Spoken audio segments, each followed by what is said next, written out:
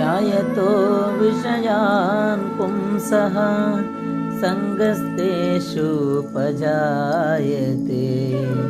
संगात् संजायते कामः कामात् क्रोधाभिजायते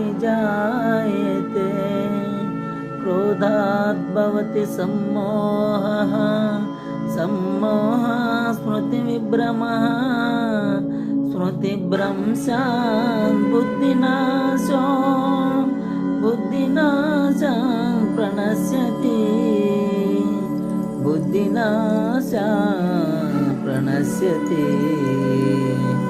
విషయవాంఛనను గురించి సదా మరణము చేయువానికి వాని యందు అనురాగమధికమై అది కామముగా మారి చివరకు క్రోధమగును. క్రోధము వలన అవివేకము కలుగును. దీని వలన జ్ఞాపక శక్తి నశించి దాని ఫలితముగా మనుజుడు బుద్ధిని కోల్పోయి చివరికి అధోగతి చెందును.